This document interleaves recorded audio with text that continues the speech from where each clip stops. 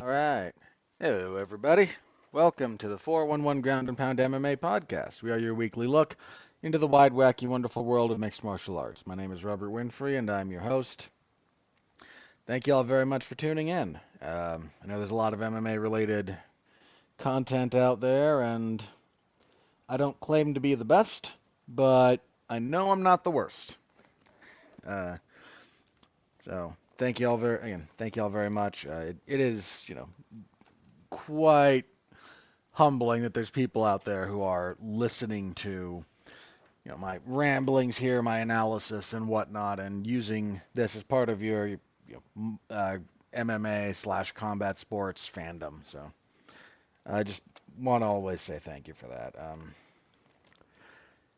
That's come a little bit more into relief for me the last little bit.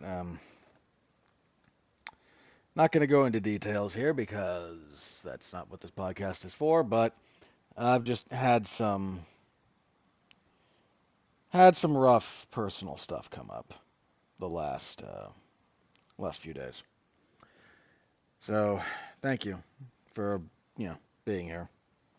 Not that I'm encouraging some kind of weird parasocial relationship, but if you do want to leave comments or whatnot, feel free to do so. If your podcast platform lets you, please do, along with liking, subscribing, star ratings, written reviews, again, whatever works for your podcast platform. If you'd rather yell at me on like Twitter or X, I'm at Winfrey MMA, so poke me over there if you're so inclined. If you're nothing but like a long string of profanity, I will probably just either ignore or block you. But anything short of that, or porn, don't send me porn. And this is not a double like this isn't like reverse psychology. Just don't do that. I don't need that in my life. Thank you very much. But anything short of that, I'm happy to talk with you guys or whatnot. So if that strikes you as something you're interested in, feel free to check that out over there. Okay. On the agenda this evening, last night, UFC 304, a frickin' 7.5 hour event. Full of frickin' issues, man. That was a rough one. I felt bad for that crowd, man. They got out of there at like 6 in the morning. Um, We'll go over that. The good, the bad, the ugly, and there's a lot of all of it. Um, we'll have a preview for UFC on ABC 7 this coming Saturday. The UFC again on ABC. They're in Abu Dhabi. They're prime time in Abu Dhabi because they won't do that for the UK, but they will do it for an ABC show that's being broadcast from the Middle East or I don't know, Western Asia if you prefer, I suppose. I don't actually know which one I prefer more. I mean, Middle East is more colloquially used, but it's more accurately like Western Asia, like Southwestern Asia specifically, but I don't know. Sort of depends on how you want to feel about that. But that will be a early in the morning. I think prelims start at what? Noon Eastern? Yeah, pretty sure. I'll double check that when we get to the actual preview, but we'll preview that and then talk a little bit of news. Not a lot of news this week. The lead up to UFC 304 took most of the oxygen, and I'm not gonna give a lot of airtime to some of that stuff because I don't care about most of it. So if you're here to have an in-depth analysis of the shenanigans between Manel Kopp and Muhammad Makayev, I am not the guy for you.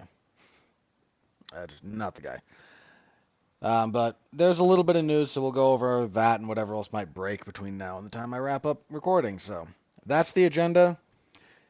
And yeah, uh, let's jump into it, shall we? Ah, wrong button. Okay, here we go.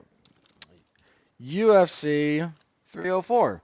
They were in Manchester, England, and had a decent crowd. Do we have the list of that? Hang on. Yeah, they had 17,000 in attendance, gate of 6.7 million. Uh, Dana White decided they were going to do $100,000 bonuses for this event, and then summarily decided he's never doing that again. Um, More on that later. So, yeah, there's that. How do we do on predictions? Okay, full disclosure, I changed my mind on which ones? There were two of them. Okay, Hadley and Loughran. I reserve the right to change my. I always reserve the right to change my pick after the weigh-ins if someone misses weight. And Hadley missed weight, and I just something about the two of them next to each other. I changed my mind on that one, and then that one played out. The other one I changed my mind on. I changed my mind on Pimblett and Green. I did that not. I did it before the fight started. It was like two. It was either between the previous one and that one, or the fight before it. I forget exactly when. But I was talking with my friend Pat. We were kind of watching some of the earlier fights together, and that fight came up, and he said, and just, I asked him like, what do you think's going to happen? And he said Pimblett, and I, you know, didn't. I asked him why, because I'm not saying there's no reason to pick him, but I was curious. And I don't agree with every bit of Pat's analysis, but I take him seriously because I've seen him be right a lot. And he said, conversational, somewhat glib tone that Bobby King, sorry, he changed his name. So King Green has negative fight IQ. I'm not sure I could. I'm not sure I completely agree with that, but I took that seriously, and I had a little bit of time to think about it. And I went, you know what? No. Went with Pimblett, and then lo and behold, Bobby Green up there shoots a double leg. We'll get to that fight when we get to it. Um, a seriously, someone on Twitter, like, boy, Bobby Green, King Green, just locked up the Jack Slacky Award for but why with with that double leg on. For all the complaints about Patty's game, they are many, and a lot of them are very fair. His grappling has always been slick. That's been his what he's really good at. Takedowns not so much, but the actual grappling aspect of it, very good. So I changed my mind on those two. Um, I did. If y'all, pardon me. In case y'all think I just do this to pad my numbers out, I don't. Which one didn't I change? I thought about changing Bannon and Ardeleon because I did not realize how late that fight came together. That actually would have affected my pick. Didn't change it. I watched the walkouts for McCann in Brazil and went, yeah, there's no way Molly McCann wins this. I You know the biggest thing? Brazil, I didn't double check this because I don't always check who someone trains with. But Bruna Brazil I think like not her it might have been before her last fight. I think it was. She switched camps. She's now with the Fighting Nerds. And I think very highly of that group. If I double checked that would have swapped my pick. I just ate the L on the spreadsheet here, but if all I wanted to do was make it so I looked like I'm some kind of god of predictions the closer I get to these, I could have, but all I have is my integrity about this stuff, so. There's a few that I give myself a little leeway on, but I try to kind of go with what I've got here. So ultimately, 14 fights, too many fights. Stop this. 7.5 hours. Frickin' stop this. Insanity. 9-5 on 14 fights, which I'll take. Were there any that annoyed me? The two that I mentioned didn't really annoy me. That's more like, okay, you should have known, like, not annoyed, but like learning experience, right? Double check who people train with. Double check when a fight may or may not have come together. Those are important things. Um, no, I don't think I. Moderately annoyed by Parsons and Elliott. Moderately annoyed by that one. But that's on me. Like that's not like I don't think the fight was the result was wrong. Just moderately annoyed by um, my thought process behind that one. The others I completely understand where I was coming from. That one, that was learning. That's a learning one that hopefully I can take the appropriate lessons forward. But yeah, 9-5 year to date as we are like crossing. We have officially crossed the halfway point for the year. 207-97 with 4 no contests. I'm still good with this. Keeping that trend moving in a good direction. Somewhat miraculously, I've only had 2 cards all year thus far where I'm negative. Knock on wood. Um, Sorry, that just made me sad.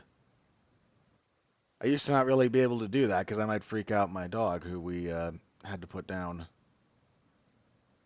about a year ago. Coming up on a year. Yeah, she just barked 'cause she thought someone was knocking at the door, and she was a beagle. So she just had to make sure we all knew. But moving on. Yeah, only 2 where I went negative. Hopefully I can. That's really like I've said before. My goal at the end of this is just to be positive. So we're doing okay so far. All right. That's the state of the overall card as far as predictions go. Let's get into the fights specifically, shall we? Your main event,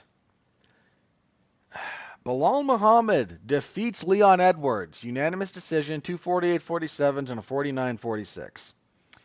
I was 48-47 for Bilal. How did this one go? So I was fairly confident picking Edwards. And anytime I feel that confident in a pick, I need to take a minute and examine that. Examine where that confidence comes from.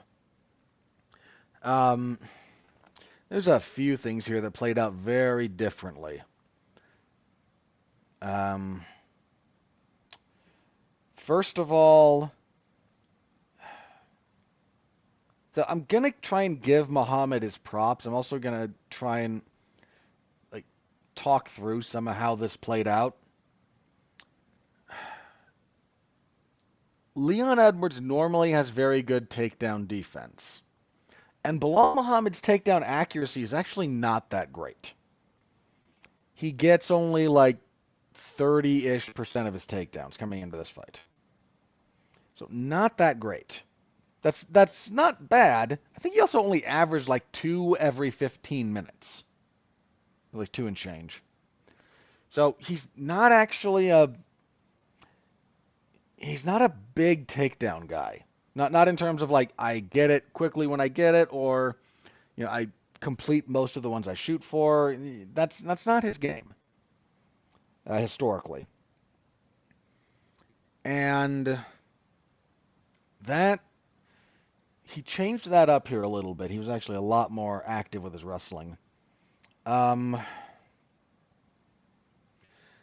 so that got wrong. That positive for Muhammad, just walking into traffic. He got tagged here a fair number of times, did Muhammad. Just was willing to eat it to keep up the pressure, which kind of got to Leon Edwards. Um, Edwards, where I think he struggled, a couple of places. One, his cage craft was not very good. It was not consistently where it needs to be. Let me rephrase that. He got pushed back to the fence way too easily when you're fighting a guy like Bilal Muhammad. Now, Leon Edwards normally has pretty good fence wrestling, but there was a pretty serious oversight in his tactics here. And it kind of went as follows. And some of this has to do with the game planning from Muhammad and company. Apparently, he got a good chunk of this game plan from Khabib Nurmagomedov. And if you look at how he fought it, that kind of tracks. But anytime you could see when Edwards was expecting the shot from Bilal, he was expecting it to come as soon as he got close to the fence. Bilal didn't shoot when he got Edwards close to the fence. Bilal moved in more into the pocket, punched at Leon Edwards' head enough to get his arms up to block, then ducked on his hips. That cycle repeated a lot because Leon Edwards hasn't fought someone with a really good double leg in a while. Let's just be clear about this. He fought off most of the takedowns from Kamaru Usman in their second title fight. But even in their first title fight, like, he struggled a bit. Mostly because Usman did some stuff that Bilal Muhammad did here.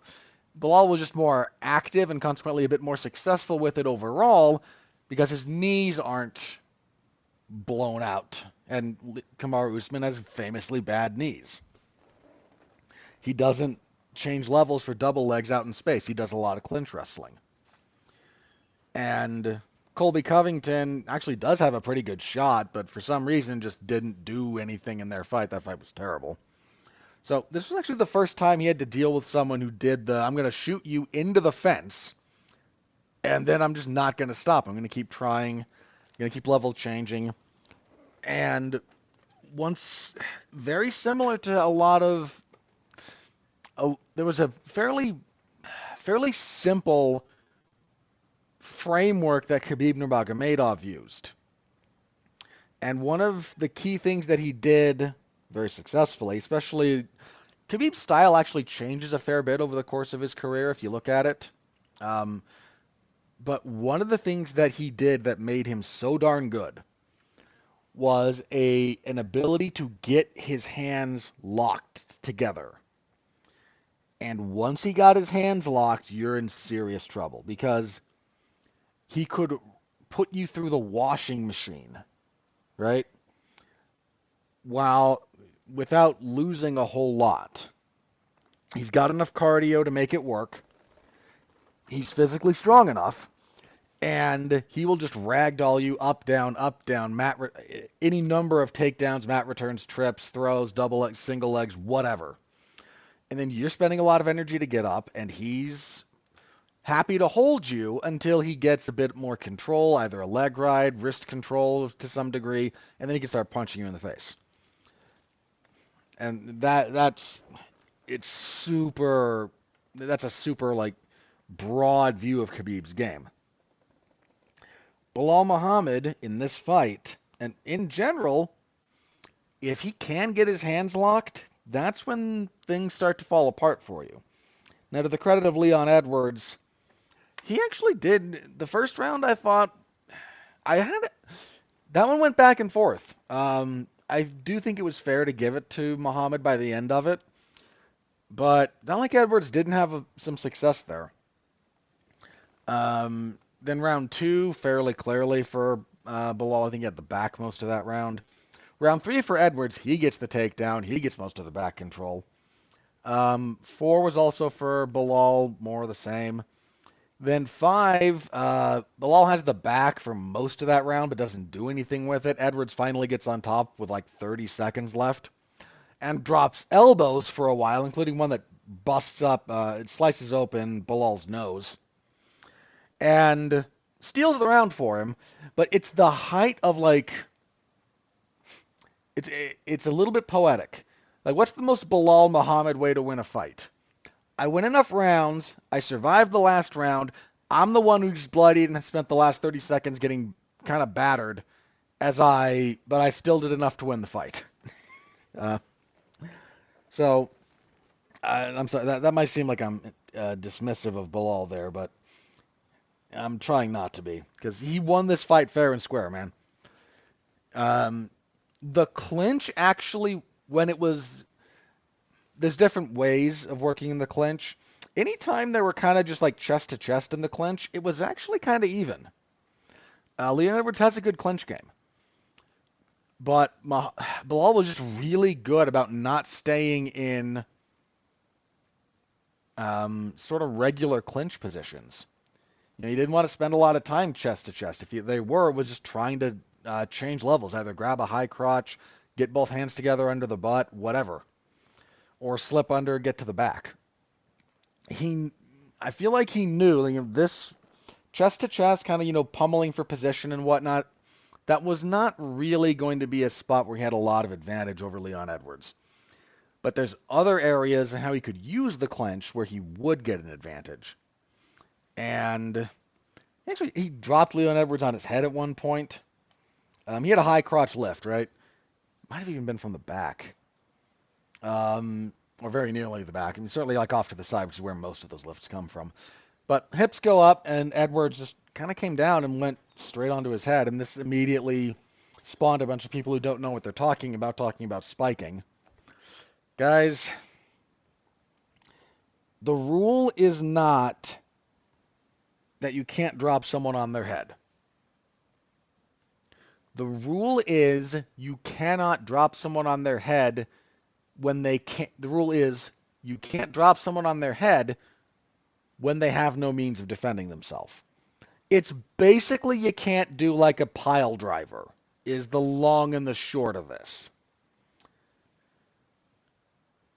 Because there's no way for the guy on the wrong end of that to block it, and spinal compression is nothing to play around with.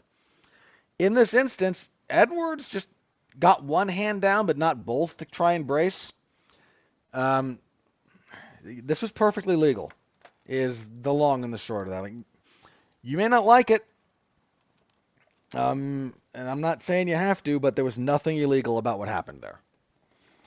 That also brought up I saw someone ask this, like, so if that had taken place in one, because one championship famously has a no spiking policy or no throwing people on their head thing.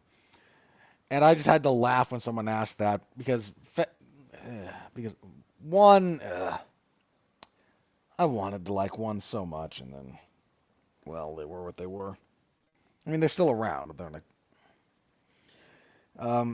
one will enforce the no slamming on the head rule depending on who gets slammed.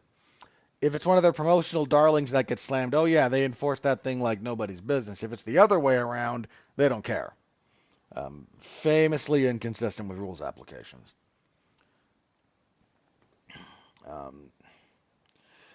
Yeah. So, a lot of credit to Bilal here. A lot of people counted him out.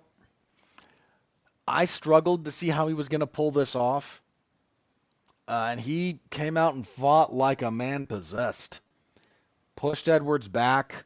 Edwards not willing or able or whatever to like circle off the cage consistently. Edwards not able to put anything really in Bilal's face to make him rethink coming forward. And smart work when he had Edwards against the fence. So, Bilal Muhammad, your new welterweight champion. And I have to say, one, Dana White, clearly not pleased. He was very dismissive of this fight after the fight. So, like, somebody asked him about it, and he said, well, it wasn't a barn burner. I mean, first of all, dude, you held these fights from, like, 11:30 to 6 in the morning over there, give or take. It's something like that. Maybe that's not conducive to athlete performance. Who'd have thought? But the reality, though, and this is just, it's bizarre, but I have to point this out. Since Robbie Lawler,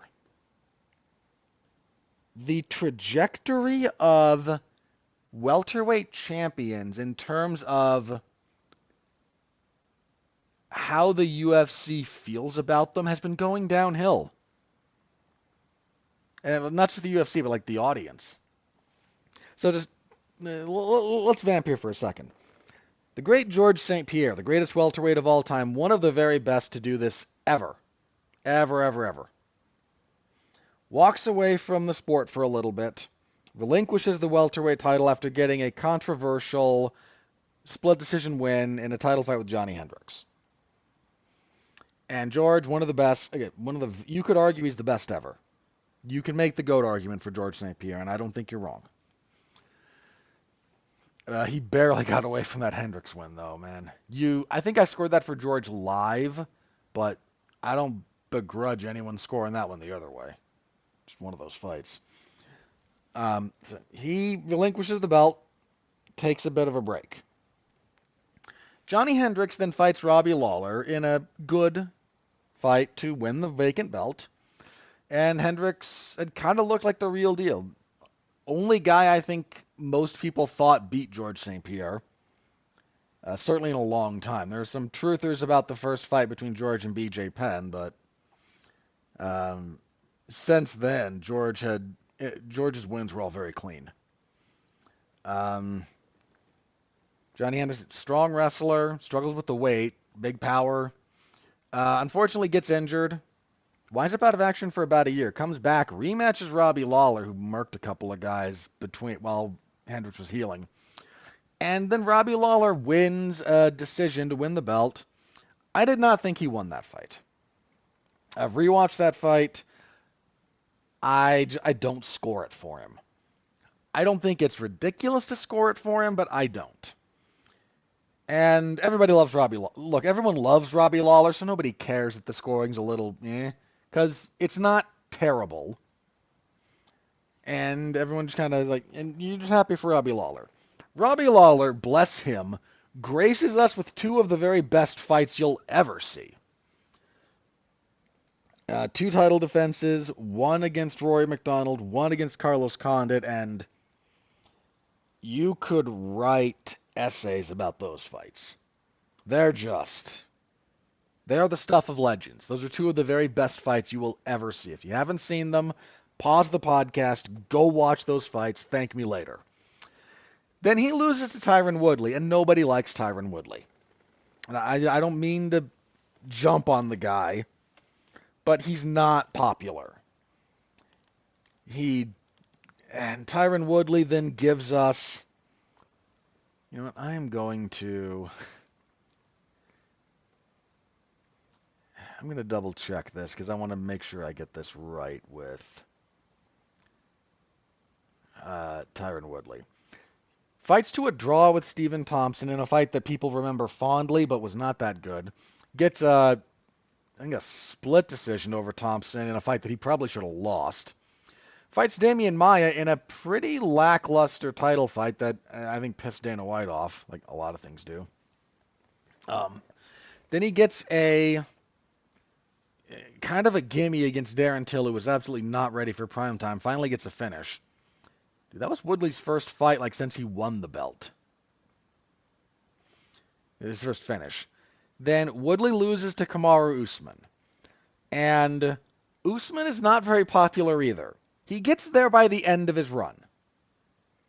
He gets there by the end. But Usman for a while is struggling a little bit to really gain traction, right? He's a dominant force and a very, very good fighter, but he doesn't start kind of getting his flowers until he knocks out Jorge Masvidal in their second fight. Then he has that weird second fight with Colby Covington that I kind of thought he lost. Then he dominates Leon Edwards. Well, he loses the first round to Edwards in their title fight. Then he wins the next 3 and then gets knocked out in the 5th. And that gives us Leon Edwards, who his title reign got off to a fairly decent start because of the dramatic knockout. But Leon Edwards is not much of a heralded figure. In fact, kind of a decision machine. Not a dynamic threat to finish. Got a big one to win the belt. I'm not taking that away from him. I'm just talking about this body of work. Follows that up with a good enough win over Kamaru Usman in their third fight. And then a pretty terrible fight with Colby Covington to close out 2023. And that took a lot of the steam off of him, and he's just not a very prominent figure in the fandom. And now you got Bilal Muhammad, who, say it with me, nobody likes. Bilal Muhammad has two finishes in his entire. Well, I'm not trying to knock the guy, okay? I'm I'm trying to chart a course here, right? Oh, he has three. Sorry, not two. He has three. But Bilal Muhammad has been with the UFC since 2016. So he's been here for a minute or two. Um, he's got a really good. I mean, his last loss was 2019. He had a good undefeated streak coming into this fight. But his finishes in. Hang on, how many fights does he have in the UFC? I got to count now. 1, 2, 3, 4, 5, 6, 7, 8, 9, 10, 11, 12, 13, 14, 15, 16, 17, 18, 19 fights in the UFC, 3 finishes. His second ever UFC fight, he gets a TKO over Augusto Montaño, who was not very good. Loses to Vicente Luque, wins a few in a row, loses to Jeff Neal, gets a decision. He chokes out Takashi Sato in 2019. Then decisions, blah, blah, blah, until he beats Sean Brady in 2022 with strikes, and then 2 more decisions after that. Not a dynamic finisher. And I don't think Bilal Muhammad's a bad guy. I think there's a lot of people who are not fans of his fighting style, and I'm not saying you should be or you have to be, but they project that apathy and antipathy onto him as a human being. And that's just a bridge too far for any thinking person. I'm not saying be a fan of the guys. I'm really not. Cheer for who you want to cheer for, boo who you want to boo, and ignore who you want to ignore as a fan. That's entirely your prerogative. I'm saying, don't be weird about it. You don't like the guy's fighting style? That's fine. It's not entertaining. Uh, that's just.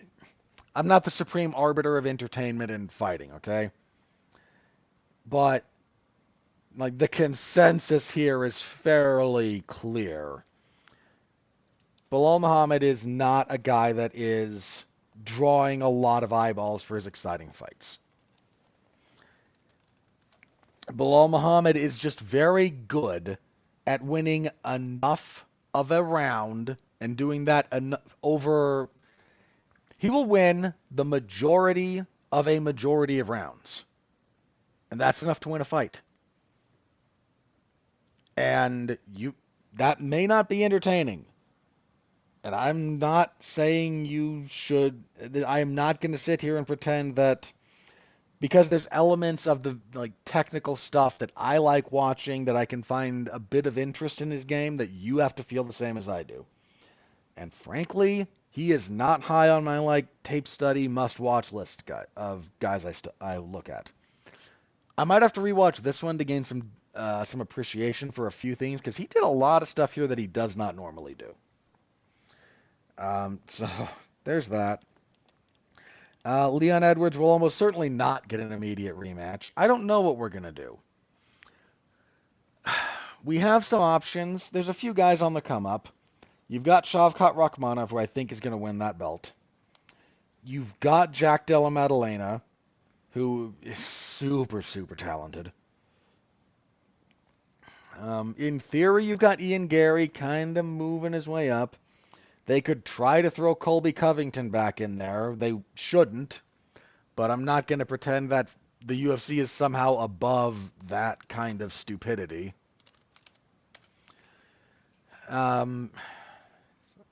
Let's have a look. Okay. I mean, what are the rankings? I mean, these haven't been updated, but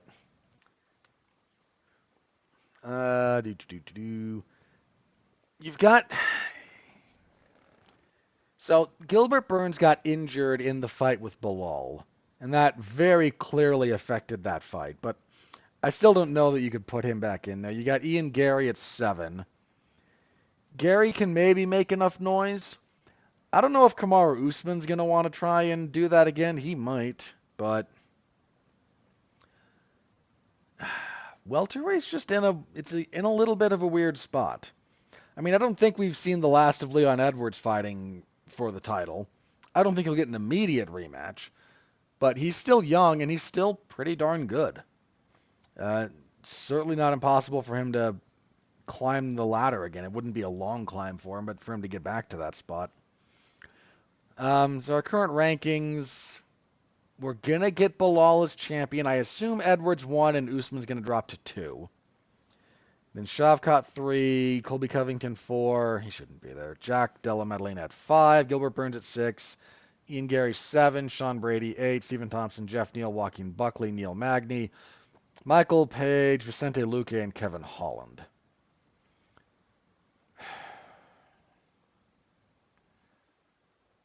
That's just kind of a weird. That's just in a weird spot. I'm not saying bad. I'm saying weird. You've got a few guys kind of just hanging on near the top, and you got a few guys on the come up who are just, I don't know, they feel like they're struggling to really kind of break through.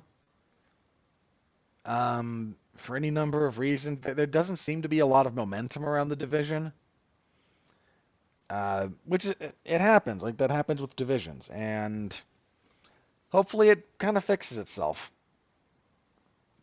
But yeah, that was the main event.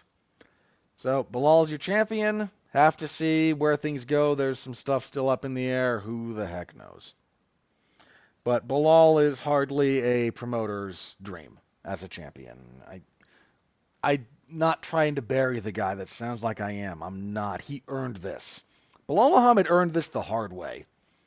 That dude had to grind his way through the trenches with a long winning streak to finally get his shot at the belt. A fight he was largely expected to lose, and with just a good game plan, hard work, and determination, because there was a lot of that, he won that belt fair and square. And all you can do is acknowledge that. If you can't be honest about that, you're doing it wrong. And I'm going to give him the credit he deserves for that. I don't think it's unfair to say not really the kind of fighter that the UFC is super thrilled about trying to sell pay-per-views around. But they're the promoter. It's their job to promote. So, and I'm still somewhat like apathetic and even a little bit sort of misanthropic towards the UFC structure and management and whatnot. So I'm not shedding any tears for them about this, by the way. I'm just noting it because I think that's the way things are. This was not a last thing on the main event. It's kind of getting poo-pooed because people are used to sort of just bleh-ing at Bilal Muhammad fights. For a long time, people kind of bled at Leon Edwards fights, and this was not a fight of the year contender. This was not that. This was not bad. This was not a bad fight. This wasn't even the worst fight on this card. Honestly, if this had been the worst fight on this card, we would have had a darn good card. This is not the worst fight on the card. We definitely had worse fights on this card. So anyone telling you this fight sucks that's overstated. I might rewatch this at some point in the future just to like get a little better look at Muhammad when I can just sit down and just watch the specifics of what he's doing.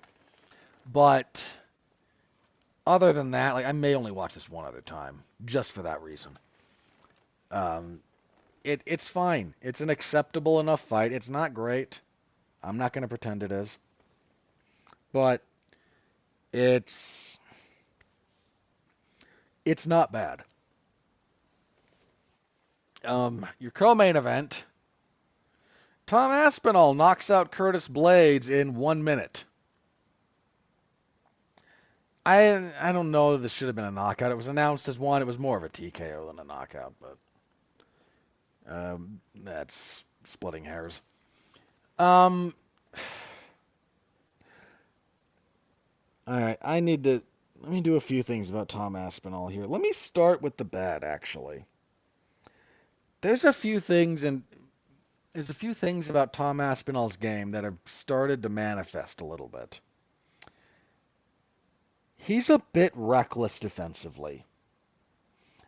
His hands are a little bit lower. His chin's a little high. He moves. He doesn't keep it on the center line. Like, he does move it, but it's there to be hit. He does a bit of leaning as a defensive tool, which is not the end of the world. He's a big guy, so it's a little bit more understandable, but that's a bit of a problem. And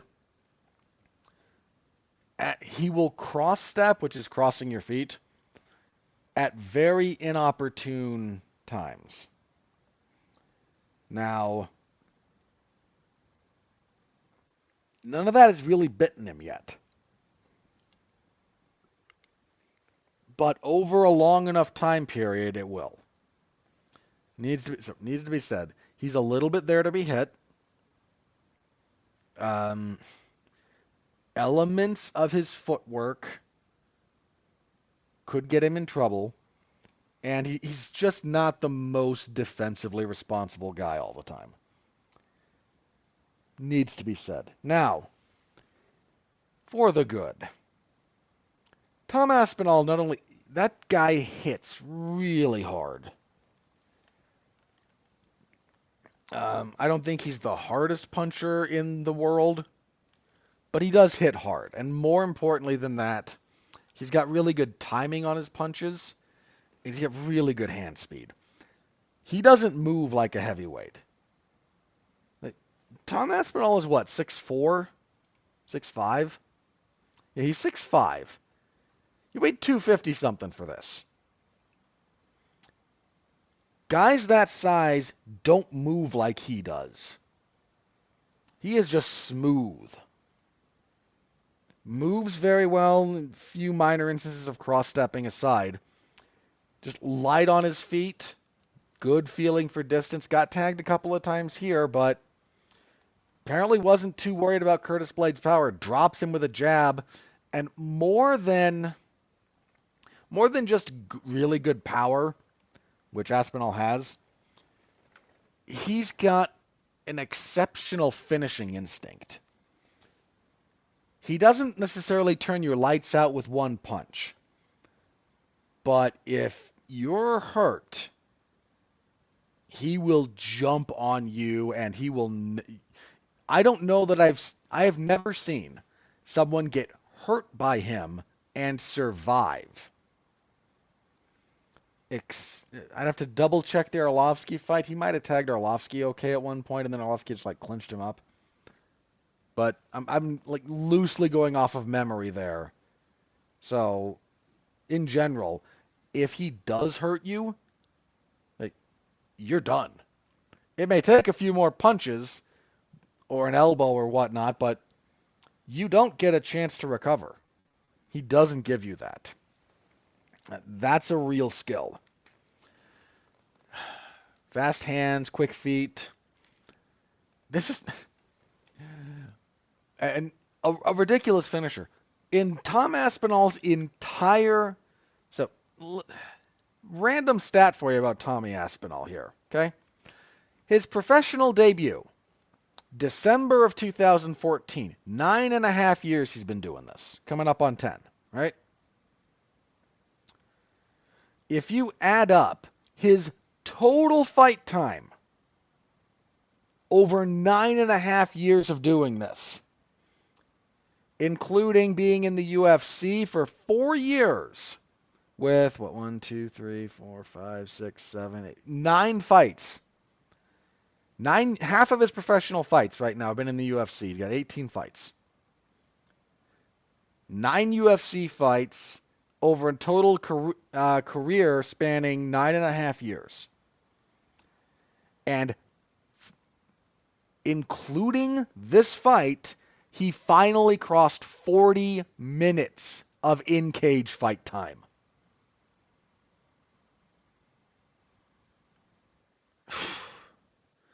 That's insane. In his entire career, he has been out of the first round a whopping 3 times. 3. Twice on the regional scene in Bama. Both of those losses, actually. I mean, one of those was he got DQ'd in one of those, so I don't know. I think he was winning that fight. I watched that once a while back, but I can't remember the details.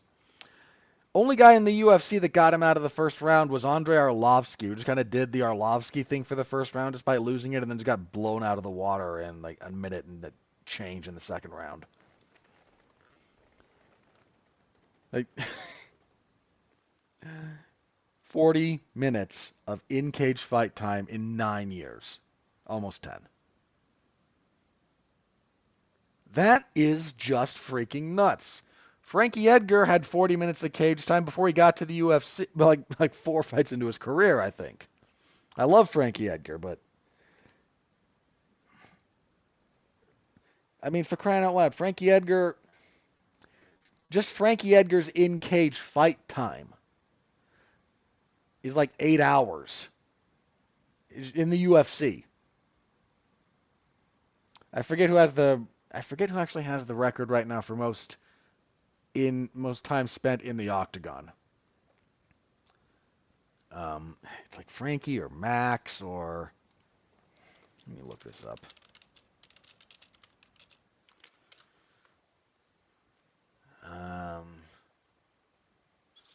I don't know if this is updated for.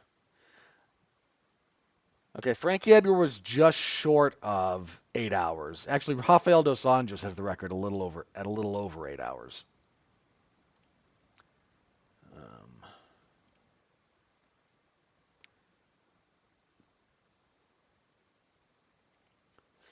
Yeah. Okay, so currently it's RDA 8 hours 41 minutes, Frankie Edgar 7 hours 57 minutes, Max Holloway 7 hours 51 minutes. Max is probably going to surpass Frankie's next fight. I love Max, but he's not an early finisher. Then Jim Miller at 7:11. So, yeah, dude, Rafael dos Anjos has spent more time in the UFC cage actively fighting by orders of like an order of magnitude, and then double it for than than Tom Aspinall spent in cage time fighting his entire career. People just can't deal with him. They can't deal with him. He's blowing through these guys.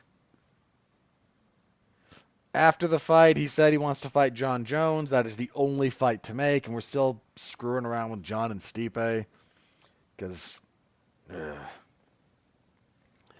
Dana White coming out and saying that, yeah, he's definitely going to be the backup for John and Stipe. Like, the interim heavyweight champion should be the backup for nobody. He should be fighting to unify the belts. I'm going to be honest. I think neither John nor Aspinall beat the man who beat the man.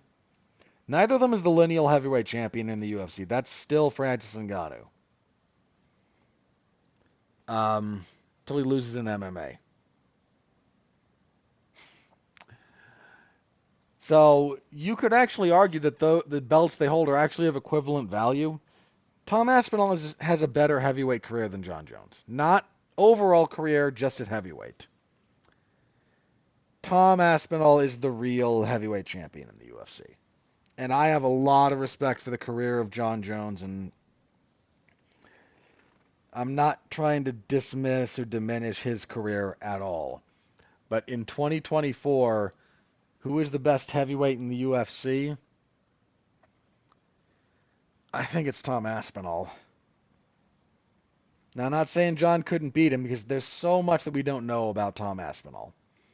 We don't know what he looks like off of his back because nobody's put him there. His takedown defense isn't only at 100%. There's only been two that the UFC stats actually claim have been attempted on him. We don't know what his cardio looks like because nobody can get past 7 minutes can get to 7 minutes with this guy in the UFC. So we don't know what his cardio looks like. We don't know how he responds to like plan A not working. There's so much unknown about this guy, and then John could beat him. That is not at all outside the realm of possibility. But if you ask me who I think is the champion, the UFC, who is the champion of that division right now, it is not John Jones. It's Tom Aspinall. And if John just wants the vanity fight with Stipe and then to ride off into the sunset, then fair play to him. I don't begrudge him that. John's been doing this for a long time, but hand over the belt. You quit wasting everyone's time with that. So, yeah. Tom Aspinall, really good. Shock of no one. Lightweight next. Paddy Pimblett defeated King Green with a technical submission, a triangle choke, 3:22 of the first. I also changed my mind on this one, not just because of Pat's comment. When these two were next to each other at the weigh-ins, like, Paddy Pimblett's bigger than King Green. Paddy's defense is still just a problem. He's trying to mitigate it with range management instead of like really good fundamental technique. And that's not the worst thing in the world if you're not really going to be like learning a lot of proper defensive techniques. Getting better at range management will go a long way. And then Green, just for some reason, shooting a double leg on a very good grappler. It was a nice finish from Paddy. I mean, technically speaking, really nice job. Grabs a guillotine on the way down, gets the arm over the shoulder, switches to the triangle choke, puts him out, grabs an armbar that may have messed up Green's arm, puts him to sleep with the choke before the armbar even gets in, actually. Yeah, this was a solid win for Paddy Pimblett.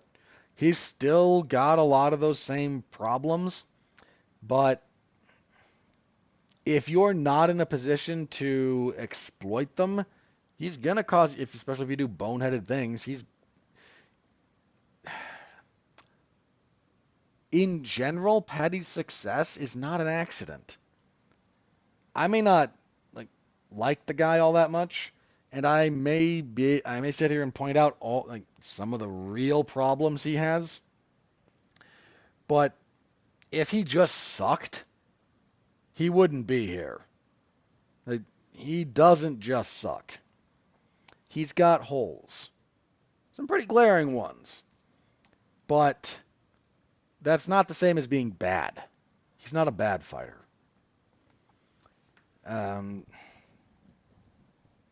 And he caught a guy on the downswing of his career. Like, if they wanted to throw him to the wolves, they could have, and they didn't. If you want to start doing that now, he called out Renato Moicano after this. We got to see how Moicano does against Benoit Saint-Denis. But like, you could, if you really wanted to just throw that guy to the wolves, the top of lightweight is gnarly. As someone was joking, like, okay, if you want to see how he does, throw him in there with Charles Oliveira. Find out real quick. You'll find out real quick. I mean, I don't hate the Moicano fight. In fact, I would almost rather that than the Saint-Denis fight. Which is still a very good fight. But yeah, Paddy fighting guys who are, legitimately top 15 or so in the world or in the UFC. He's gonna find a few wins. I don't mean to say he's gonna get, steamrolled or exposed or whatever thing you want to say about that. But I do think there's guys there who are gonna give him a real hard time. Yeah, that's So that was that. Middleweight, Gregory Rodriguez. Apparently he does prefer Rodriguez. Um, one of the few. This was not a great night for underdogs. Very few of them actually cashed. Rodriguez did. And I picked him, and I feel good about that. Beats Christian Leroy Duncan, 30-27 across the boards. Good performance out of Rodriguez. Uh, Duncan did a bit of circling early, showed a lot of kicks, but Rodriguez kind of knew how to deal with the kicks. Anytime they got into the pocket, he was doing the better boxing stuff there, a lot of clubbing blows. Then when they tied up and he got takedowns, just better grappler. Um, RoboCop's a solid fighter, man. That guy is. I don't know what his ceiling is going to be all that high given his age. Actually, he's not that old. The man looks 40. Uh, Not trying to insult him. He's only 32. He looks 42. Um, he's taken a bit of damage, and he got cut up here, cut open in the second round, I think it was here. But he also like lumped up Duncan fairly badly. So j- these two just there was some damage that went back and forth. But really good win for Rodriguez. Get that guy closer to the top 15. He's good. He's pretty good. I don't think this will be too big a setback for Duncan. Losses are never great, but he's young enough and still kind of coming along in his career that this kind of a loss was inevitable, and I don't think this was devastating. So, still think there's probably some good stuff to come from him. Featherweight, Arnold Allen defeated Giga Chikadze via unanimous decision, 29-28 across the boards. First round to Giga, strong kicks, but Giga just doesn't fight at a sustainable pace for 3 rounds. And Allen's pressure kind of got to him. A lot of calf kicks. Not a takedown attempt from Allen. He just kind of outstruck him for the last 2 rounds. So, yeah, fun enough little fight. There was no fight of the night awarded. And again, Dana was kind of pissy about that. So instead, he gave Paddy Pimblett 200 grand. Sorry, man. I don't have a problem with like Pimblett getting a bonus. That other really, I hadn't seen the other bonuses. Oh, I mean, one of them went to Tom Aspinall, which I am not going to complain about one iota. But that other one, that's weird. That's just weird. Yeah, I might have thrown a fight of the night towards Allen and Chikadze. If not them, then Wood and Pineda, our next fight out. Nathaniel Wood beats Daniel Pineda via unanimous decision. Two 29-27s and a 29-28. You could have given Wood a 10-8. I think it was the first round. He folded up Pineda with a body kick. Really not just nicely timed front kick to the solar plexus. Folded him over. This was a good fight. Dude, Pineda gutting through 2 really tough first rounds. Getting on top and just spending the entirety of the third round in top position, really kind of working to get a submission. Couldn't find it, but decent little fight there. Next up, Bruna Brazil defeated Molly McCann via unanimous decision, 230-27 to 29-28. I'm really surprised there were no 10-8s here. You could have given, I think I did actually give Brazil a 10-8 first. She dropped Molly like twice with body kicks. Then abandoned the body work in the second and third round, which was really weird. Um, Molly just never got a real good feel for the distance. We had some very women's MMA stuff here with some headlock throws, some headlock holding on the ground. Yeah, not the highest level of mixed martial arts. And really, Brazil probably should have been able to get a finish in the first round. As badly as she hurt Molly to the body, that should have been able to materialize. But yeah, Brazil, the move to the fighting nerd, seems to have done her a world of good. She had a couple of fights in the UFC where she looked flatly terrible. And they seem to have turned her around. So that's a good. Those fighting nerds, man. That's a good camp. They've got some talented people there. Pay attention to them. I've said that for a little bit now. We had a catchweight fight because Jake Hadley took this on short notice and missed weight. He beat Colin Loughran via unanimous decision, 230-27 to 29-28. Loughran does not have defense, and Hadley just hit him in the head a lot. Not a whole lot there. Flyweight. There was some heat on this fight. Muhammad Makayev and Manel Kopp. Makayev wins a unanimous decision, 229-28 and 30-27. Don't agree with the 30-27, but 29-28 either way. Actually, I would have been fine with. So these two have been getting into it for a while. There was a scuffle at the hotel where, and Makayev after the fight admitted this. Like he came up towards Kopp and just said, "Hey, my Muslim brother," because I believe they're both followers of Islam. Let's take a photo for the people so they get together. They do like a selfie thing, and then he sucker punches Kopp, which is utterly classless. And then he admits to it at the post-fight presser. There was. I'm gonna talk. Let me save this for the end, but boy, did I have issues with a lot of stuff in this card. Not a lot happened here.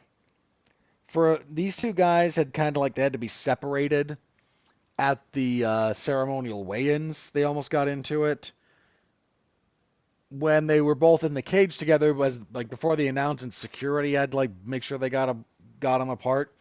Then the bell rings and we spend the first 5 minutes circling, and the next 5 minutes not doing much more, and the third 5 minute grudge matches in MMA where there's like all this heat on the outside, they almost never deliver in the cage. Almost never. The ones you can think of that do are the exception that proves the rule. Makayev, yeah, just not a lot here. He just did a little bit more enough than Kopp, I guess. Makayev's offense is just anemic. You might look at his record through the UFC and go, but he has 4 finishes. They're all submissions. A bunch of them came late after, and some of those even came after you like badly lost position and then just, like, I gotta talk about this. So after the fight, once again, Makayev admits to like bad behavior. Says the UFC told him that this was the last fight on this deal. Says the UFC told him, if you keep doing all that wrestling stuff, we don't know if we're going to keep you around. It's not the wrestling that was the problem. It's the lack of offense. Makayev had one of the lowest strike outputs you'll ever see.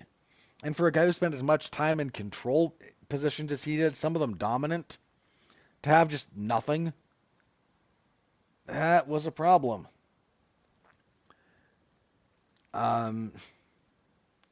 So Dana White was asked about this, and he says, yeah, we're not renewing his deal. I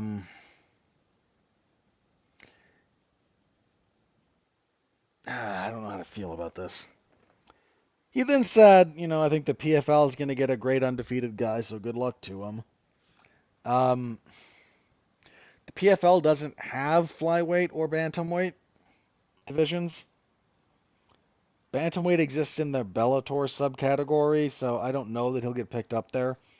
Look, he could easily find a spot in like ACA or KSW. I think both are very viable outlets for him. But, I mean, it's not like he couldn't win in Ryzen either. I don't know if Ryzen would want him.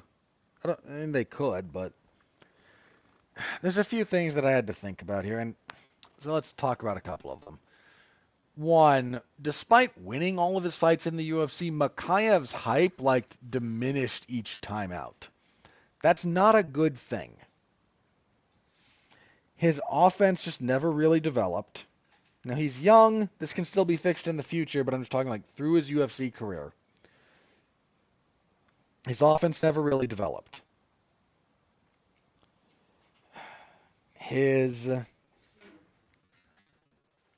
And that's when you don't build when you lose momentum by winning consistently, you have a problem. And that's a thing he had to face and couldn't quite overcome. He didn't fight in a style that the UFC likes to highlight, and I don't think that's fair, but I'm not going to pretend that's not a consideration. I'm going to be honest here. And now, because this only comes from Dana White, I don't know if I should believe it. In fact, you should not believe anything Dana White says unless it's independently confirmed because he's a promoter and a liar. But he brought this up, and so I'm going to repeat what he said with the giant caveat that he might be full of crap. But Dana said another part of their consideration was Makhayev's just a pain to work with. Now, the UFC has said that of people who, come out and said on the other side of it, like, I was, the basics of negotiation and advocating for yourself mean they think you're a pain to work with. So it might just be that, but when you're out there like Makhachev admitting to sucker punching a guy, you're admitting to a crime. You understand that? You confessed on record, tape, video, to assault. That's what you did. So, that's not a smart thing to do. I mean, it's not smart to do it anyway, but then to yeah, nothing's gonna come of it. Of that specifically, rather, but so there's just there were factors working against him. I don't like that he got cut because the UFC used to be part of the selling point used to be this is where the majority of the best fighters are. Maybe they've decided that at flyweight they can afford to cut a very good fighter, a very successful fighter who they don't like dealing with, and who doesn't have a lot of fan support, because it's flyweight. Um, I don't know. That's just where we are with that. It doesn't help when you heat things up in the build-up to this fight and then fight like crap. This was the worst fight on this card. And it had the most heat, the most animosity. When that's happening consistently, there was just a lot of stuff working against Makhachev. And based purely on his skill and track record, did he deserve to be cut? No. No, he didn't. But do I see where the UFC is coming from? Like, can I track that? Yeah. Yeah, I can. On the early prelims, Oban Elliott defeated Preston Parsons via unanimous decision, 230-27, 129-28. I gave Parsons wrestling too much credit, is kind of what this one boiled down to. Solid win for Elliott, stuffed all the takedowns, just a little bit better striker. Light heavyweight Modestas Bukauskas hit Marcin Prachnio with an arm triangle from half guard on the wrong side, but had enough of a frame, had enough shoulder pressure, and Prachnio was tired. Sorry, had a 3-12 of the third round. Fair enough. Crappy light heavyweights. Welterweight Sam Patterson took out Kiefer Crosby with an arm triangle choke, 250 of the first. This was actually pretty good work from Patterson. I think his debut for the UFC was at lightweight. He's up at welterweight now. Much better for his frame, I think. Healthier. He was doing okay. He's doing okay on the feet. That's a nice combination work in the pocket. Once they hit the ground, though, he was much better. At heavyweights, Mick Parkin defeated Łukasz Dreszki via, they're listing it as knockout. Punches, 323 of the first. Crappy heavyweights. This got a performance bonus, though, so whatever. And kicking everything off, Shauna Bannon got a split decision over Alice Ardeleon. There was a 29-28 each way and a 30-27 for Bannon. This was low-level women's MMA. A lot of headlocks, a lot of side kicks, Um,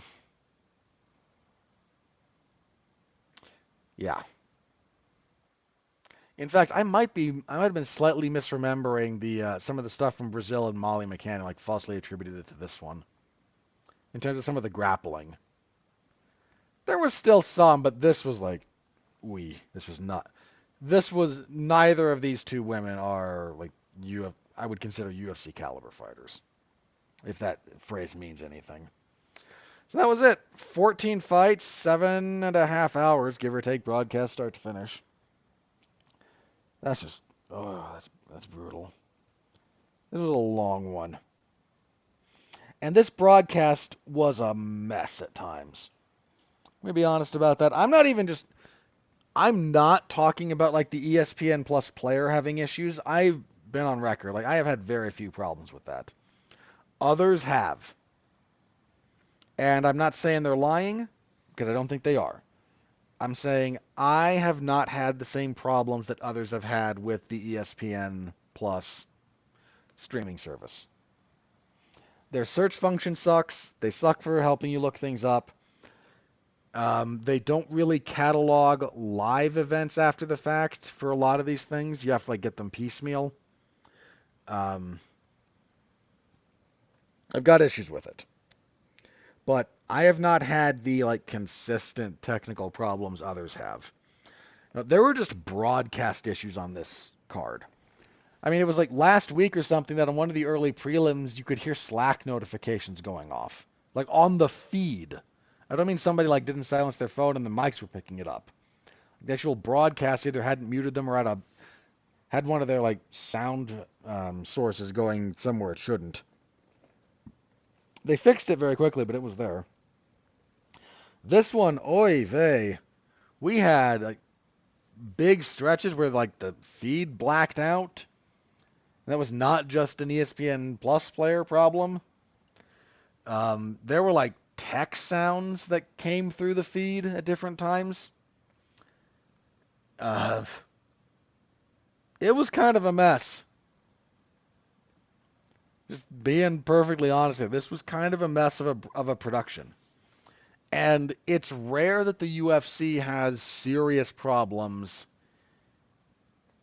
for a broadcast production like that. They usually are fairly smooth for the most part. Again, not exclusively, but for the most part. So there were a number of those. Um, Add to that, again, just giant broadcast in the middle of the frickin' night over there in England. Um, this event kind of limped over the finish line. Not that the fights were just like the doldrums, because there were bad fights. Like the first women's fight was not good.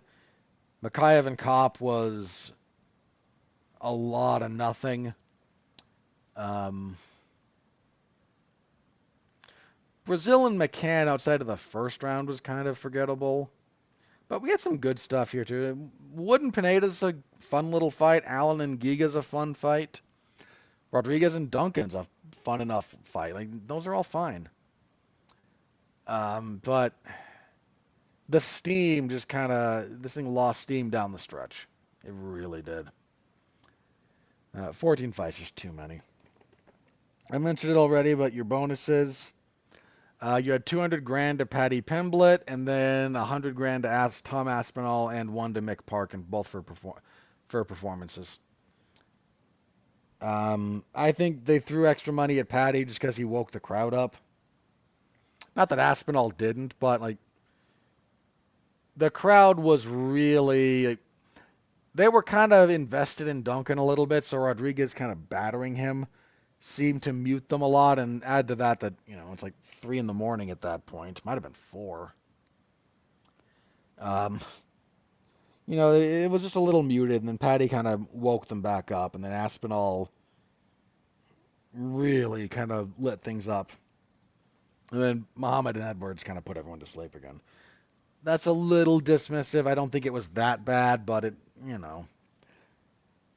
when Dana White said kind of I don't think it was smart promotion or all that good a look for Dana White to come out and say, well, it wasn't a barn burner. Like, but he's not. That is not an unfair description of what happened. You're just the promoter. You should be doing a little bit better job to sell what just happened rather than crap on it. Because this was not a fight that deserved to be crapped on. Okay?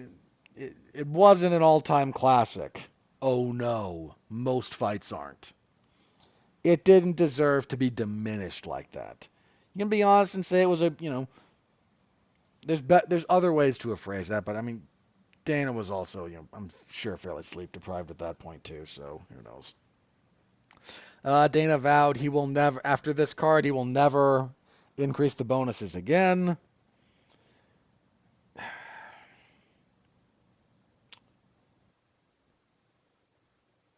I The bonuses should increase, to be blunt. They've been $50,000 forever. And you're a like $12 billion company. It's frankly pathetic. But the UFC likes to pretend that they offer incentive structures when really they don't. And that's a whole other thing because the UFC is a monopolistic business, and monopolies do not serve the interest of either the labor force or the customer. A monopoly in anything has never served the customer's best interest. Ever.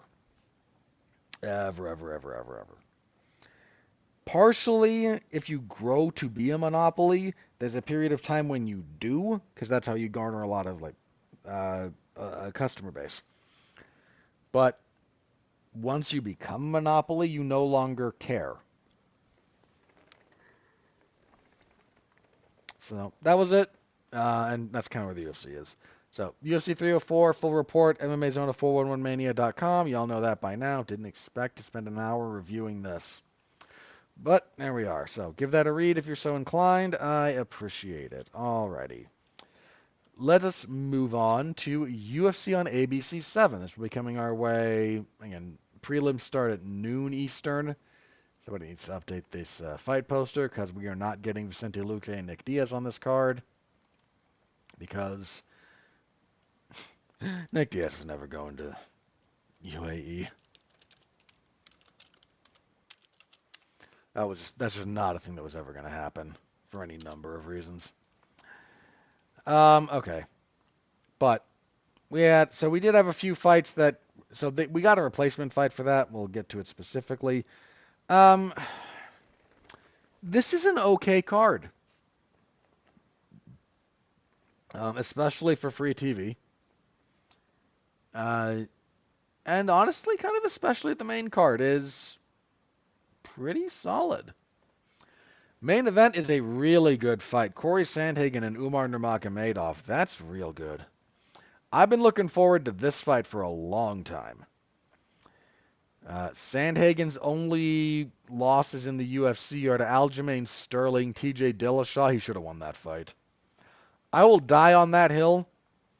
Like, the scoring of Dillashaw and Sandhagen that's one of those hills I will die on. And I will not be alone. He should have won that fight. But Sterling choked him out in short order, and Jan beat him. No issue with Jan getting the score there. But 3 wins in a row since then. Doctor stoppage against Song Yadong. He cut him up with elbows. Split decision over Marlon Vera. That shouldn't have been split. And then a unanimous decision over Rob Font. Font stepping in on short notice. Your next title challenger probably comes out of this. Because we know O'Malley and Marab are going to fight. More on that later. But Umar Nurmagomedov, undefeated, 17-0. Including what? 5-0 in the UFC. Had a good escalation going before his last fight. They gave him...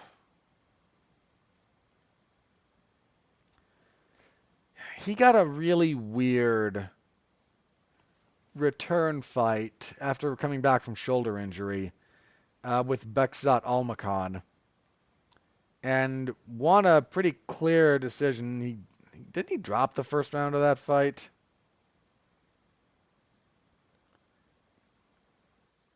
Um, no, he got dropped, but I think he still came back and won the round.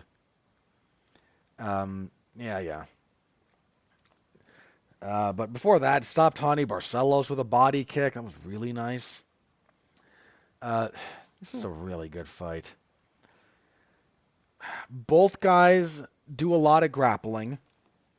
Sandhagen does more he plays speed chess with his jiu-jitsu. He will give up position to stay attacking and stay in motion rather than concede position. Whereas Umar is all about getting you to concede position and then like doing kind of the Nurmagomedov thing. Umar can strike. Umar is a lot of buzz has been coming out for a while that in the training room of all the guys that came out of that Abdulmanap camp, Umar Nurmagomedov was actually kind of the best, which is a bold claim considering Khabib and Islam and a bunch of other. But there's some non-trivial reason to think there's some truth to that. Sandhagen a bit more reckless reckless is the wrong word. A bit more active, sometimes to his detriment in terms of defense, but not like recklessly. Just it's a bit of a trade-off that he's willing to make. Sandhagen pushes an absurd pace if you give him the opportunity. 5 rounds. This is a heck of a fight. I'm telling y'all right now, I'm asterisking this one because I need to do some serious tape study on these two guys, and I have not had the opportunity to do so yet. Umar, they're asking. Odds as they currently stand have Umar Nurmagomedov about minus 300. You're potentially paying out plus 250 or so on Sandhagen. That's asking for trouble. Sandhagen is better than that. Those are my hunches. Those are going to close up. This is a really, really good fight.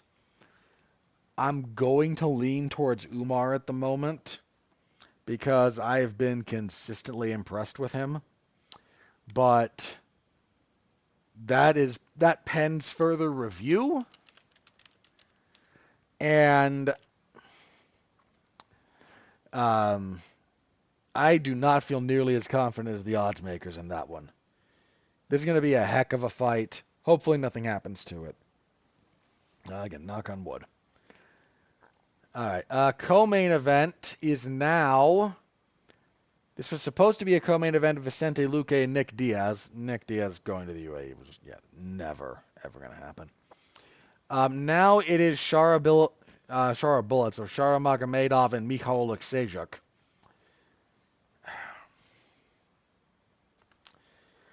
For something that had to come together on short notice, it's fine.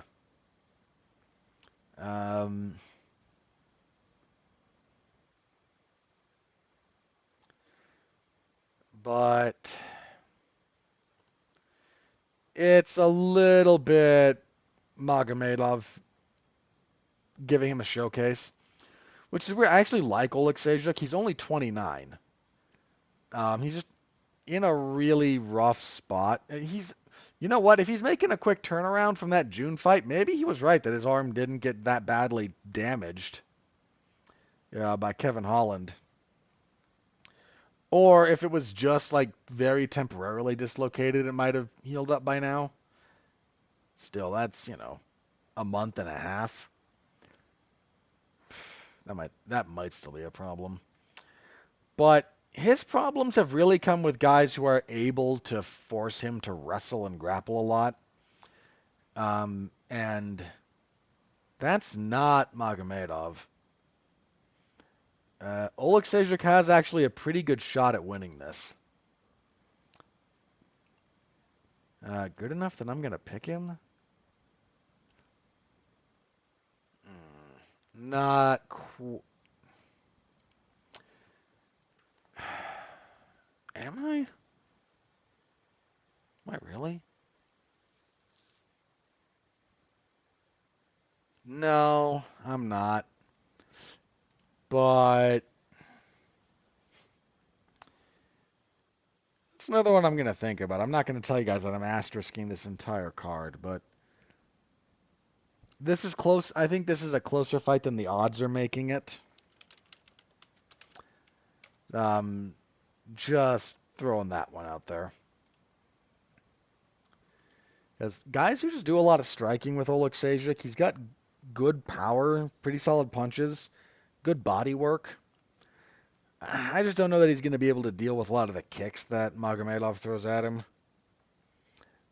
He's southpaw. Is Magomedov southpaw or is he switch fighter? I'm pretty sure he's just orthodox.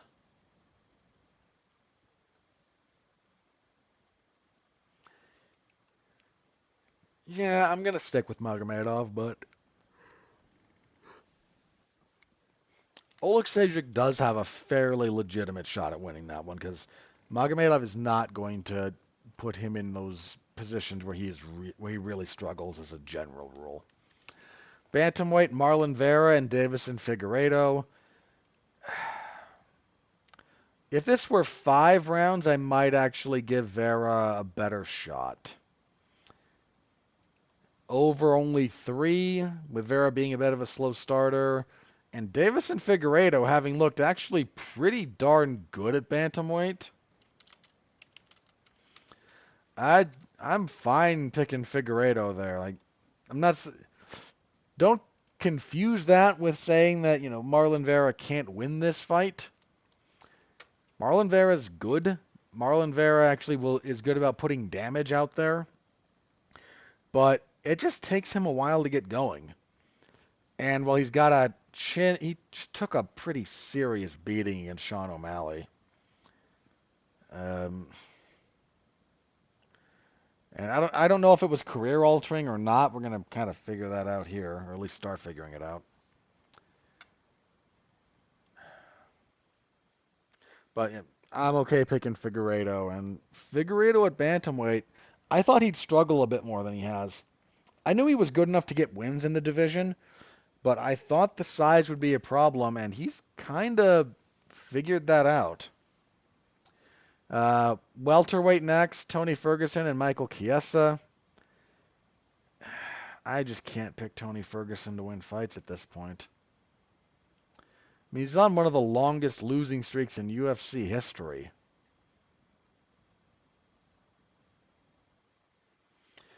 And some of those have been serious losses. I mean, Chiesa's not a world beater. He's on a 3-fight losing streak himself. Vicente Luque, Sean Brady, and Kevin Holland. Chiesa will give up a front headlock series, and Tony Ferguson does have a good front headlock sequence. I mean, he wasn't nicknamed the Darce Knight for nothing for a while.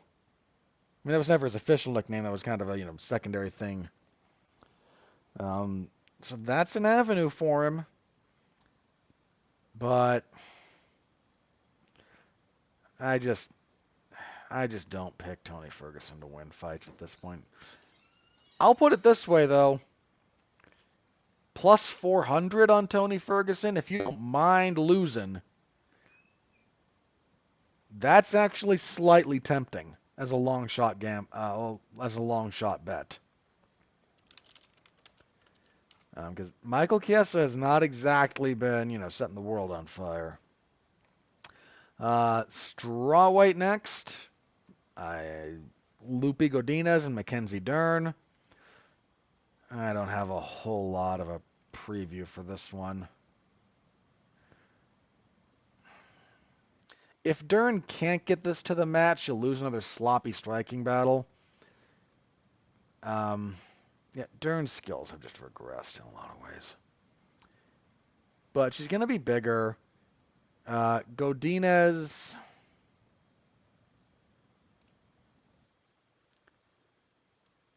This is a step back for Dern, and it's a fight she really kind of needs to take.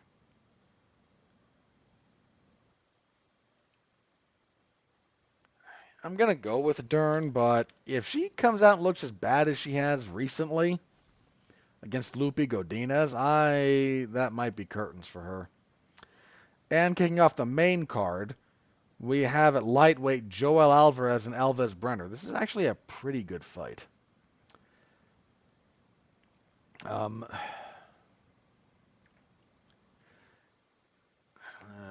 let me double check Brenner real fast. Because he's had a couple of good fights in the UFC. I just don't want to only be going off of memory here. 16-4, 3-1 in the UFC, coming off that loss to Miktabek Orlbay. But yeah, he had that comeback win over Guram Kutateladze. Had a really nice knockout of Kainan Khrushchevsky. Um, yeah, Brenner's pretty solid, but I've been kind of a believer in Joel Alvarez in general. Not every time. I've picked him to lose a couple of times. But he's been out for a bit, been out for a little over a year. But Alvarez has a very solid game. I kind of like him, so I'm going with Alvarez. But as far as like a hot opener for the main card, you could do worse than Joel Alvarez and Alves Brenner. They'll get after it. Let's see. Next up, we have light heavyweights. Why? Why is there a light heavyweight division? It's so bad. Azamat Mirzakhanov and Alonzo Menafield.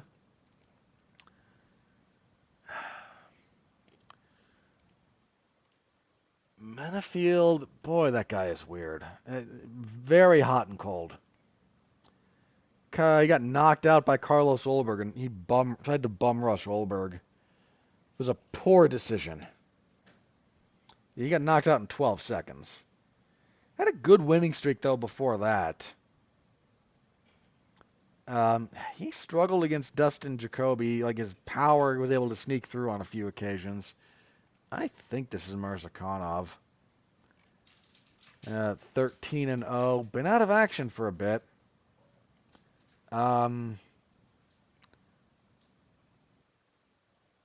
He's fallen out of a couple of fights. Yeah, he was supposed to fight Volkan Oezdemir and Khalil Roundtree last year. I mean, one of those he pulled out because he like had pneumonia or some pneumonia symptoms. Which, don't fight with pneumonia. That could kill you. I mean, we kind of joke. Think about this, man. Pneumonia is dangerous. When you're young, you can get over it, but like that kills people. So don't play around with that, please. Yeah, this is Mirzakhanov for me as a pick. But yeah, lightweights next: Muhammad Yahya and Kaui Fernandez. Probably mispronouncing that gentleman's name. Let's have a look here. We have Yahya, who is from the UAE, so they're gonna try and give him a winnable fight. 12-4, lost his UFC debut to Trevor Peek. Oh, that was actually funny. I think he was supposed to fight Brandon Marat here, but was this always this fight? No, this was always this fight. That was a different card. Fernandez, 8-2. Lost his UFC debut, a split decision to Mark Chikadze. I believe he got out wrestled there, which is still just the funniest thing in the world. They're trying to give the hometown crowd something to care about here. I mean, like something to really kind of sink their teeth into, theoretically. I just don't know that Yaya's that good.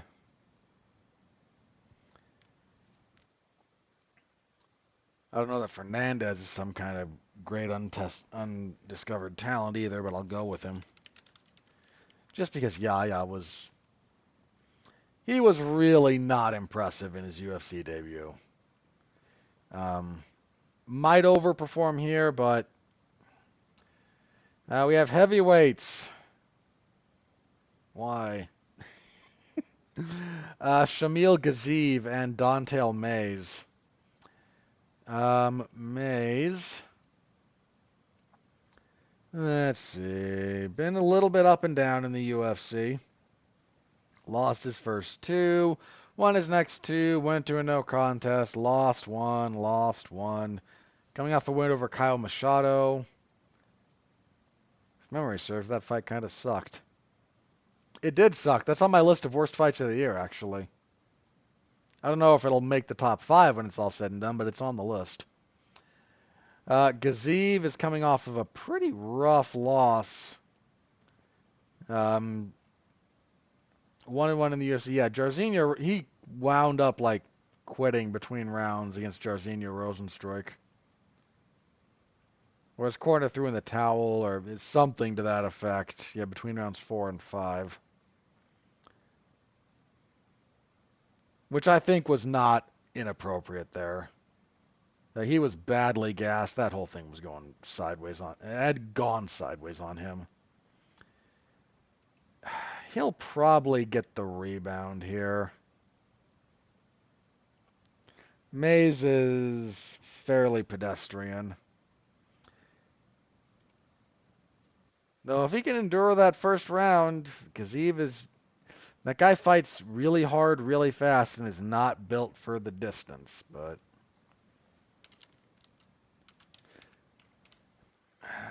That actually will carry you a decent way at heavyweight, though. Let's see. Next, we have Guram Kutateladze and Jordan Vucenic. Vucenic?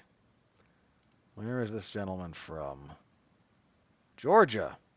The country, not the state. No, England. Sorry. Oh, jeez.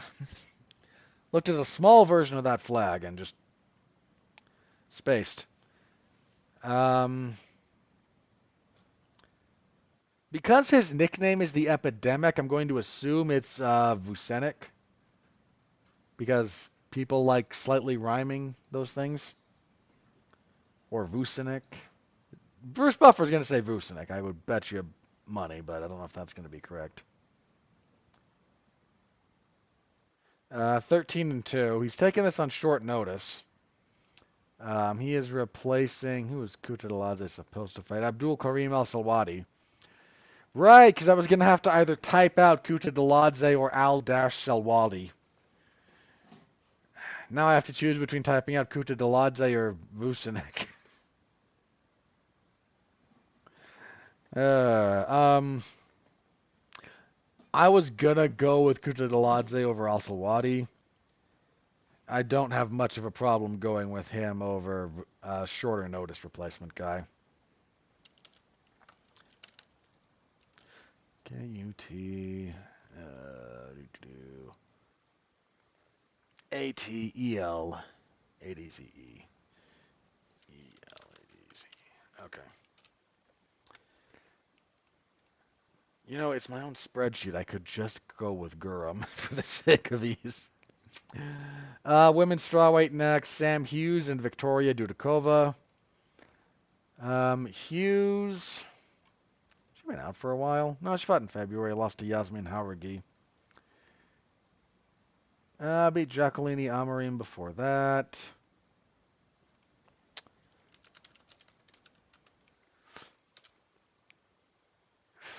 I'm not confusing her with someone, am I? No.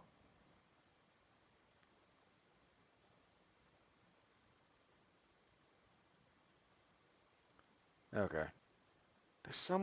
There's always someone who I half confuse her with, and I can't remember.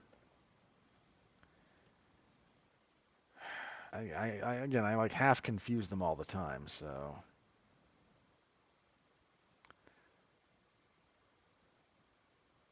Yeah, it's not her. So. Um. So Hughes, I already went through that. Sorry, got sidetracked there for a minute.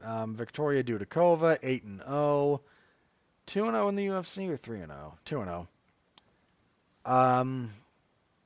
Wins over Estela Nunes, weird injury-related one, and then missed weight for the Jin Yu Fry fight, but did get a win.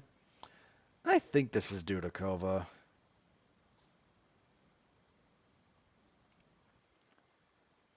Yeah, I don't know. I don't feel great about it, but I wouldn't feel great about picking Hughes either, so we'll go with Dudikova. Lightweight, Jai Herbert and Rolando Bedoya. I'm not going to call this a gimme for Herbert, who hasn't won a fight in a couple of years. Went to a draw with Ludovic Klein that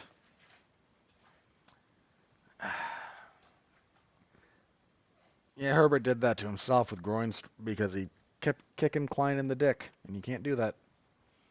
And he lost to Fares Ziam. Ilya Taporia knocked him out in 2022. That was a brutal knockout. That was Taporia up at lightweight. But Bedoya is. I actually think Bedoya is okay. He's 14-3, 0-2 in the UFC. He actually did okay against Chaos Williams. Lost to Song Kanan. There's some ability in Bedoya, but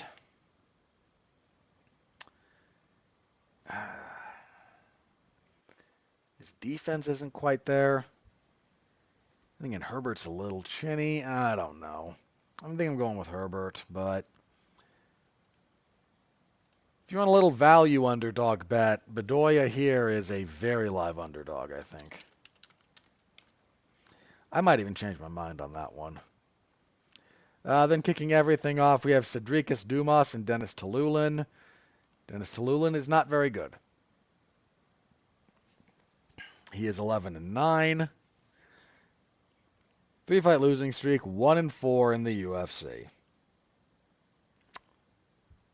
Do I need to go into much more detail than that? Dumas is not exactly much better. 9-2.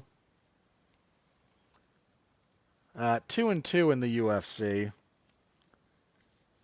Coming off a loss to Nursultan Ruzaboev. Yeah, this is doomed. I just don't pick Dennis Talulin to win at this point. So it's Dumas, and yeah, that's where we are. All right, really good main event, and honestly, an overall okay main card. Hang on. 1, 2, 3, 4, 5, 6, 7, 8, 9, 10, 11, 12. 13 fights is pushing it, guys. 13's pushing it. Especially for me, as I have something else to cover that's early in the morning, so I actually have something else to cover that evening, and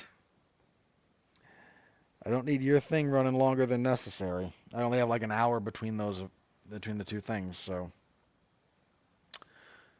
yeah, we'll see. All right, but Saturday, MMAZona411mania.com. Come by, say hello. Morning/early afternoon card, depending on where you are in the country. So, come on over, say hi. I always appreciate it. All right. Let's do at least one little piece of news and then move on. UFC 306. This is Riyadh Season presents UFC Noche. Because nothing says a celebration of the history of Mexican combat sports like the Saudi Arabian government. This is the one at the Sphere. So we have most of this card now. No, I don't think is this all of it? Hang on, let's count. 1, 2, 3, 4, 5, 6, 7, 8, 9. There's only 10 fights.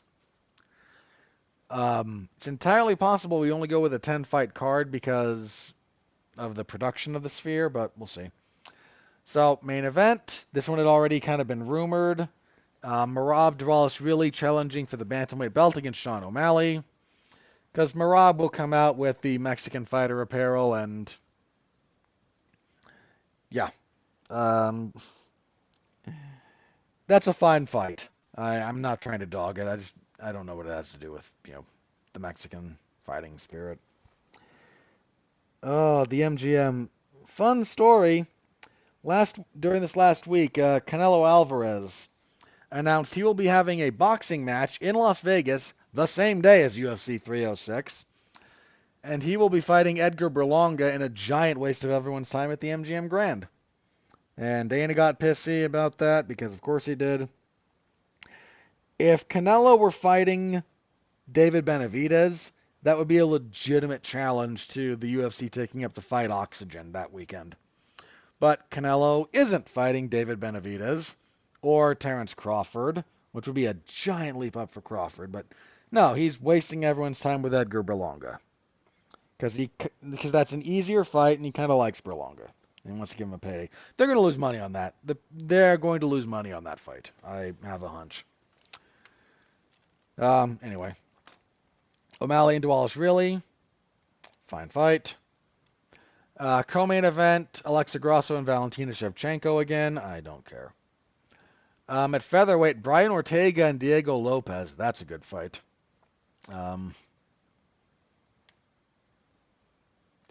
They were supposed to fight at UFC 303, and then Ortega had some kind. He's been dealing with some health issues for a while, so hopefully he gets those sorted out by the time this rolls around. Because that was a great fight.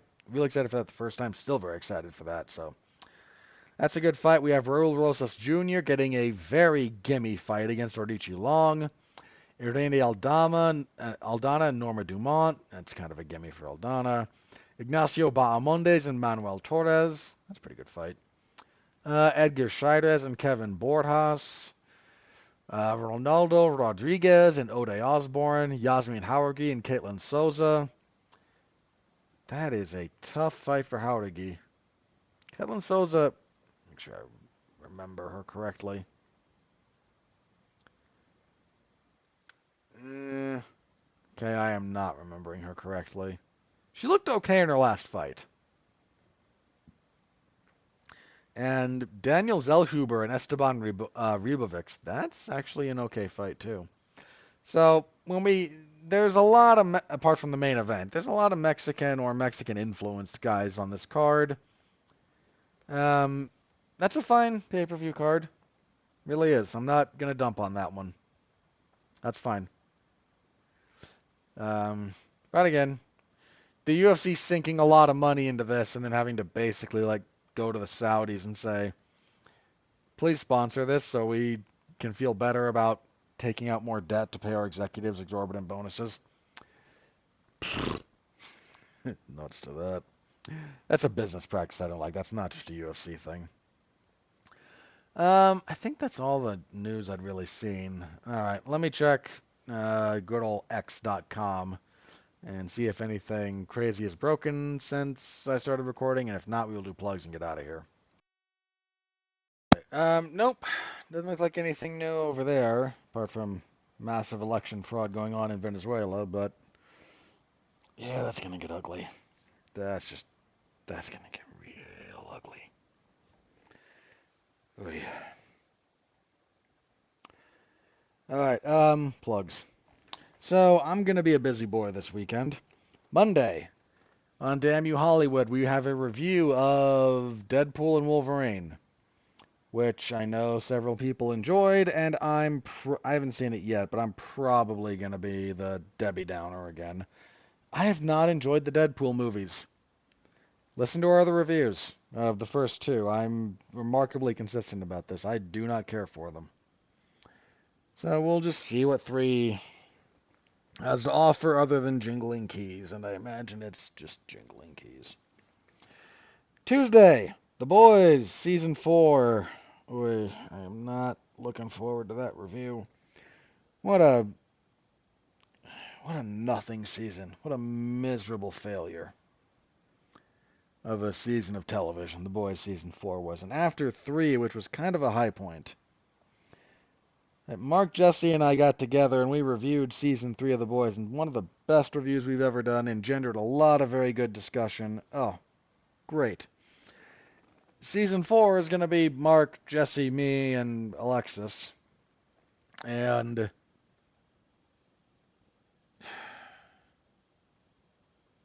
if it wasn't already, we all have talked about canceling that.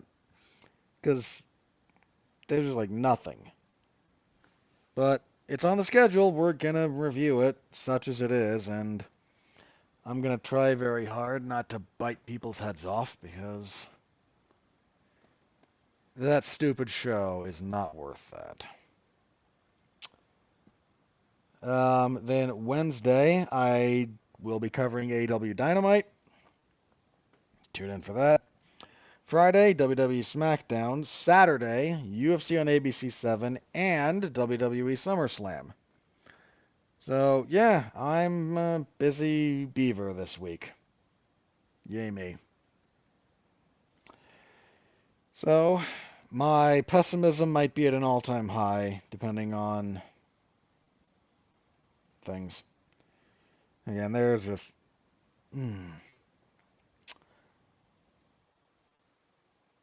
just stuff happening. Life, man. Just life. I don't want to get into it more than that. All right, we'll be back here next week to review UFC on ABC 7, and believe we will have a preview. Yeah, we'll preview the UFC back in the fucking warehouse. Marcin Tybura versus Sergey Spivak. Is there anything on this card that doesn't suck?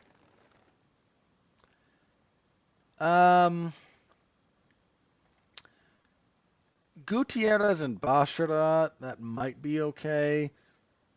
Chippy Mariscal and Damon Jackson. That's a maybe. That's a maybe. That's a maybe. Giannis Santos and Chelsea Chandler will suck. Alan Nascimento and Jafel Filo. Eh. Toshiomi Kazama and Charalampos Grigoriou. Kazama might be interesting. Parsons and Kenoshta, Cardinal Hosa and Paniki and don't care. Jonta Diniz and Carl Williams, waste of time. Yusuf Zalal and Jarno Aarons buried on the prelims. And Stephanie Luciano and Talita Alencar. Also somewhere in there, Danny Barlow and Nikolai Veretanikov. That card sucks. There's not another way to put that. That card sucks on paper. Full preview next week, so come on back and listen to me bury it. All right, that's it for me this week. Thank you all very, very much as always. I appreciate the heck out of you guys, so thank you. Till then, stay safe out there and continue to be well, be safe, and behave.